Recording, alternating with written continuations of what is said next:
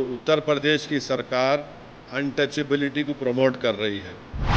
उत्तर प्रदेश की सरकार की तरफ से उसको हम कंडेम करते हैं। तीसरी बात यह है कि उस हाईवे के ऊपर मैकडॉनल्ड है, केएफसी है, पिज़्ज़ा हट है, आपके कैफ़े कॉफ़ी डे है, उसके ऊपर क्यों नहीं बोल रहे हैं लोग?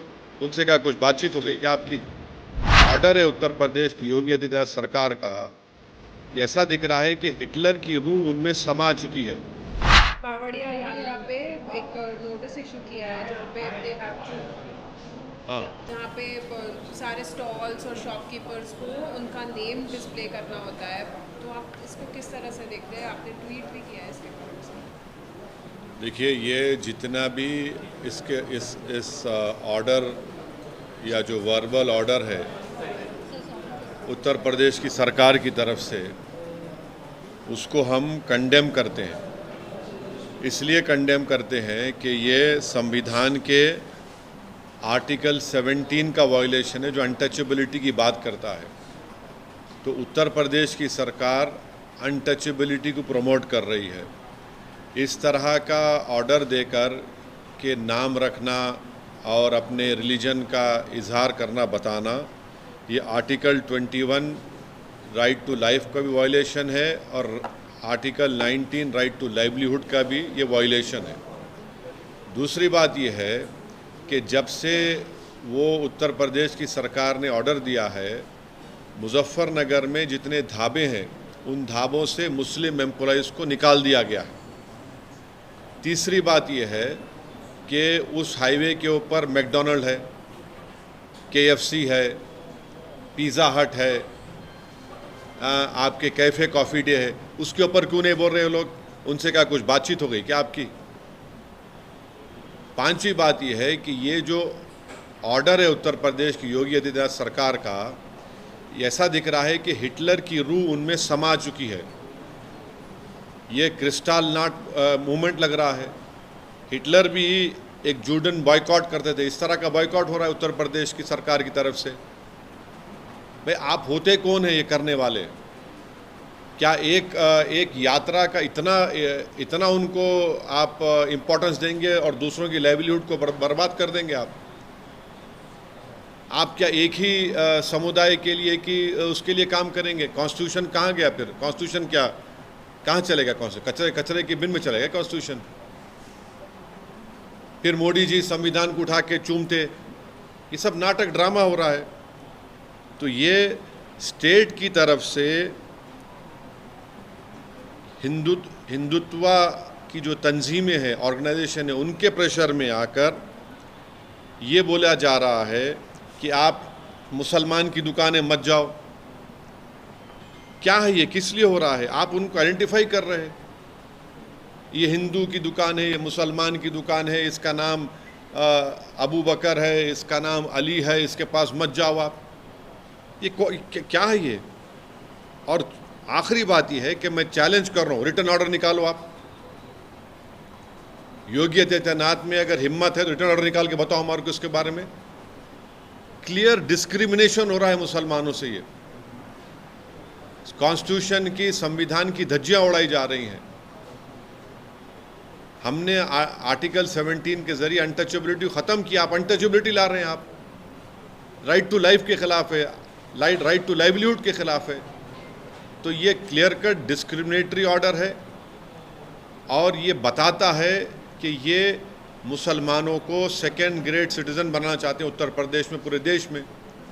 और पूरा जो लार्जर इनका स्कीम है उसका ये इम्प्लीमेंटेशन हो रहा है। और मुजफ्फरनगर के ढाबों से पूरे मुस्लिम एम्प्लॉयज़ को निकाल दिया गया है। आप ही के दूसरे टीवी चैनल की रिपोर्ट है, आपके निकाल दिया गया है। बताइए क्या कर रहे हैं आप? क्यों जुल्म कर रहे हैं साहब? इतनी नफरत क्यों है बीजेपी को मुसलमानों से? आपकी संविधान की ड्यूटी निभाइए ना आप। सर, इसमें क्या कोई पॉलिटिकल वो भी देखते हैं, क्योंकि बाई इलेक्शन यूपी में होने वाला है, इसमें कोई? देखिए, ये इलेक्शन ये इनकी कंसिस्टेंट हिंदुत्व की आइडियोलॉजी के ऊपर ये लोग अमल कर रहे हैं। अपीसमेंट किसका हो रहा है बताइए? इस तरह का ऑर्डर निकाल कर अपीसमेंट आपके वोटर का कर रहे हैं और मुसलमानों को बदनाम कर रहे हैं आप बाज़ाब्ता स्टेट गवर्नमेंट बोल रही है कि मुसलमान की दुकान पे आप मत जाइए, बॉयकॉट करिए उनका आप। और पिछले कई सालों से तो हिंदुत्व ऑर्गेनाइजेशन तो यही बोल रही है कि मुसलमानों का समाजी बॉयकॉट करो, सोशल बॉयकॉट करो, यही हो रहा है। सर, ये शुभेंदु अधिकारी जो बीजेपी के लीडर है वेस्ट बंगाल के, उन्होंने बोला है कि सबका साथ सबका विकास का जो स्लोगन है उसके ऊपर फिर एक बार सोचना पड़ेगा, क्योंकि वेस्ट बंगाल अरे छोड़िए ना, भाड़ में जाए वो, कोई बोलता नहीं बोलता, संविधान है। ये स्लोगन से गवर्नमेंट चलती क्या?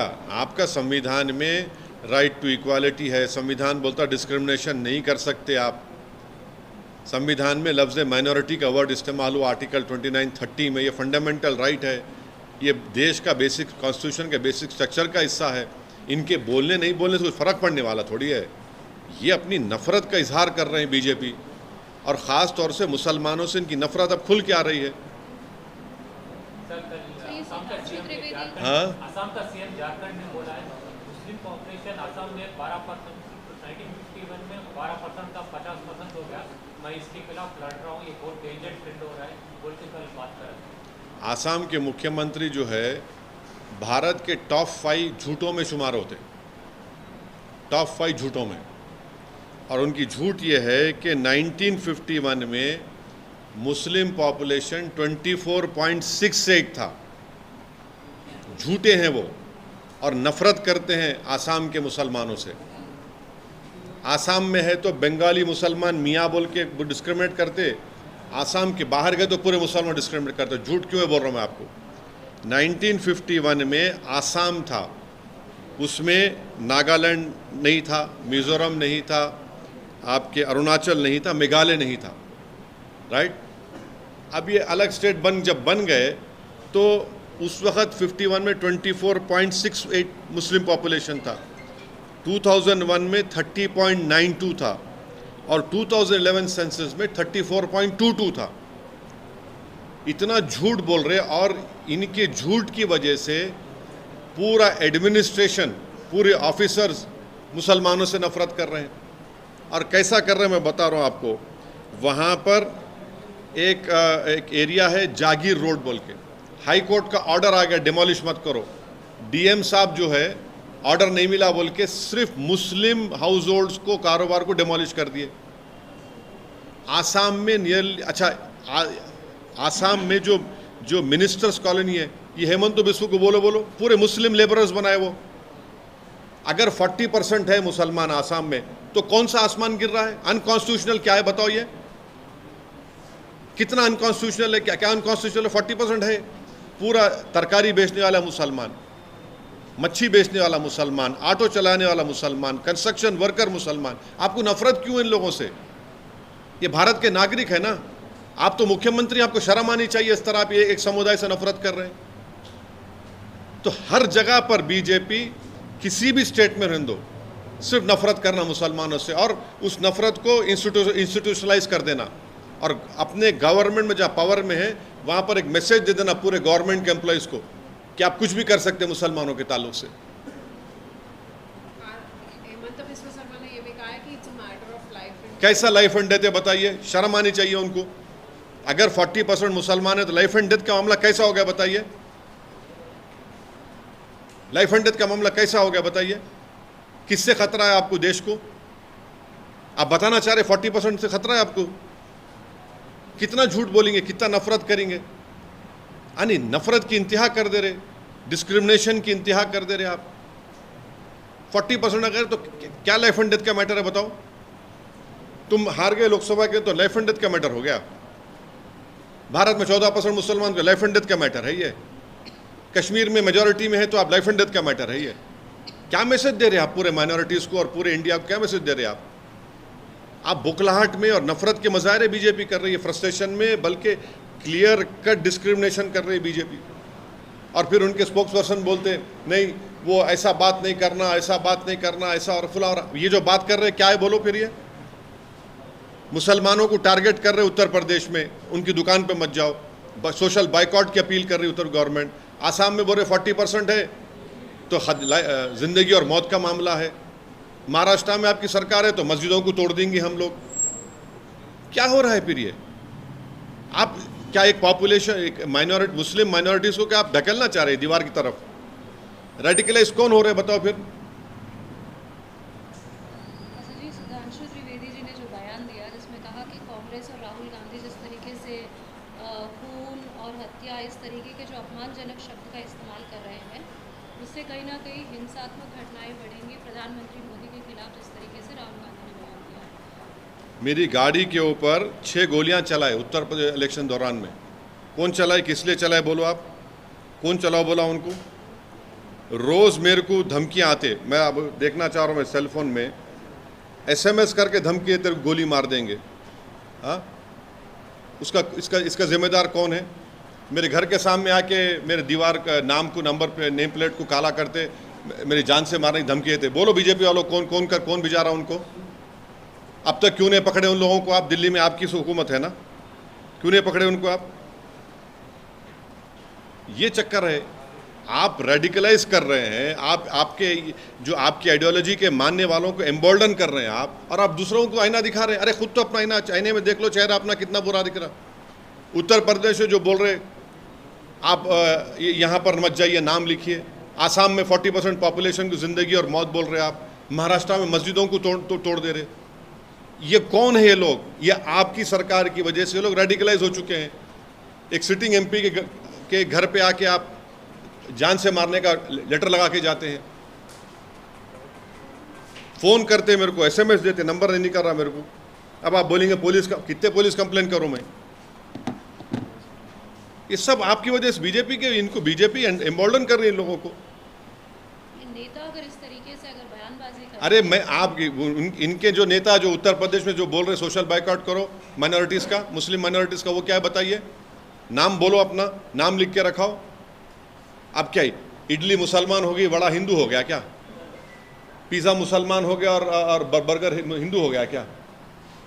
बताओ आप कर रहे हैं। सरकार में आप है, आप ऐसे ऑर्डर निकाल रहे हैं। सरकार में आप है, आपका मुख्यमंत्री ऐसा कर रहा। सरकार में आप है, वहाँ पे मस्जिदों पे तोड़ रहे वहाँ पे, और आप कुछ नहीं कर रहे।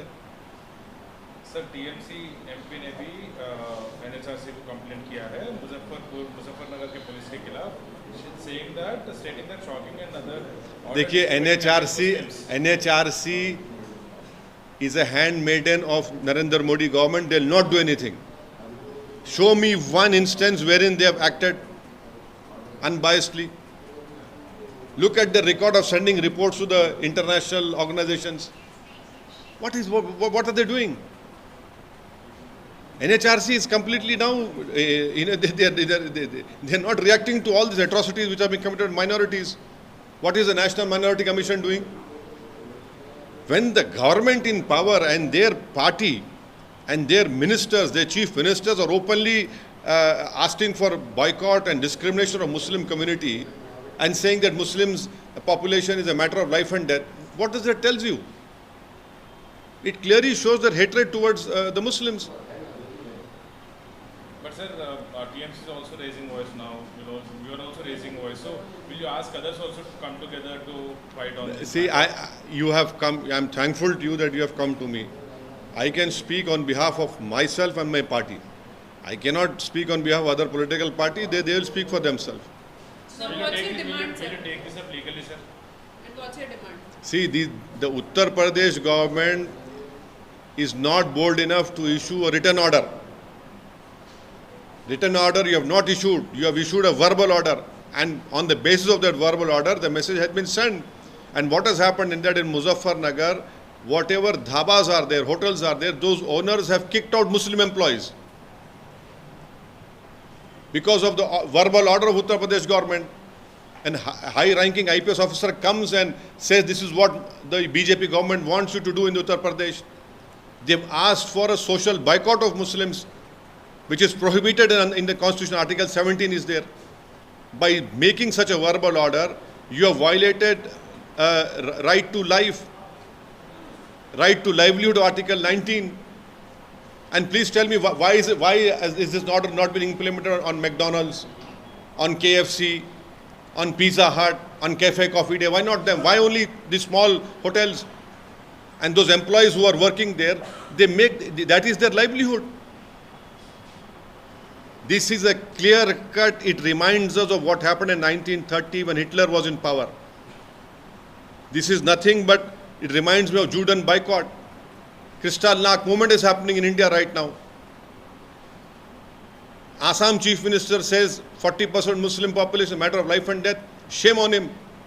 He is one of the top 5 liars of this country. He's not telling the truth. The truth is that in 1951, Assam at that time, had 24.68 population of Muslims.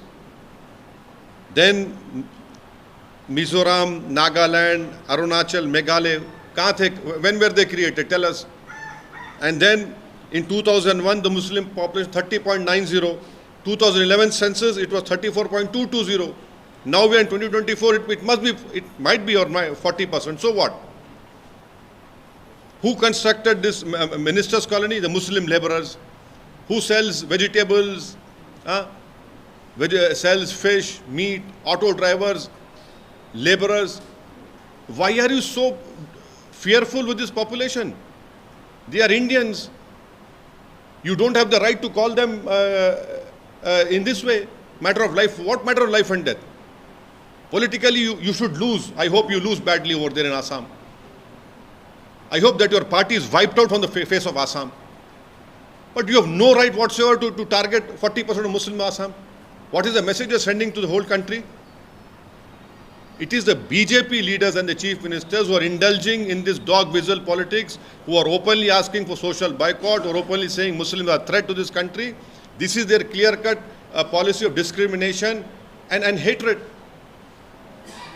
It feels like we are living in 1930 Hitler's era now. Budget session start हो रहा है, उसको लेके कुछ अभी जब budget session शुरू होगा जब बोलेंगे ना, अभी क्या बोलेंगे? सर, मुहर्रम के मौके पे कल जुलूस निकाला गया था उत्तर प्रदेश और मध्य प्रदेश में, वहाँ पर फलस्तीन के झंडे लहराए गए, तो उन लोगों के आप फलस्तीन का स्टैंप निकाले, जो निकाला उसको डालो जेल में। कौन स्टैंप निकाले थे? निकालो, आपकी सरकार बीजेपी निकाले ना, निकालो जेल में डालो उसको। फलस्तीन का स्टैंप कौन निकाले थे? ओवैसी की गवर्नमेंट थी क्या? आप स्टैम्प निकाले, डालो जेल में उन लोगों को, स्टैम्प निकालने वाले को। और स्टैम्प अगर फ्लैग निकाले तो कौन से कानून में बुक कर रहे हैं आप उनको? अमेरिका के सेनेटर्स आए थे, 10 सेनेटर हिमाचल प्रदेश गए थे दलाई लामा से मिलने के लिए। मां अमेरिका के फ्लैग लहराए, केस नहीं बुक करेंगे उनके पर तुम? मोदी गवर्नमेंट अमेरिका का फ्लैग लहराए तो केस नहीं बुक होगा, पैलेस्टाइन लहराए तो केस बुक होगा। क्या नफरत है आप लोगों को? अमेरिका के 12 सेनेटर्स आए थे वहां पे, जिसको प्राइम मिनिस्टर बाद दिल्ली मिले। दलाई लामा से मिलने गए, वहां पर तो पूरे अमेरिकन फ्लैग जलाए, बिल्कुल। अरेस्ट करो लोगों को भी आप, वहां भी तो देखो ना क्या हो रहा। फिर आप बोलो अरेस्ट करो बोल के आप एक डिसीजन लो। आप सिर्फ नफरत करना। ये जो रशिया वाला जो मामला है उसमें कुछ लोग अभी भी हैं जिनको अभी तक अब प्राइम मिनिस्टर जाकर गवर्नमेंट ऑफ इंडिया ये बोली कि उनको वापस लेकर आएंगे। अभी भी गुलबर्गा का एक बच्चा है, कश्मीर के बच्चे हैं, पंजाब हरियाणा के बच्चे हैं, उनको फ़ौरन लाना चाहिए।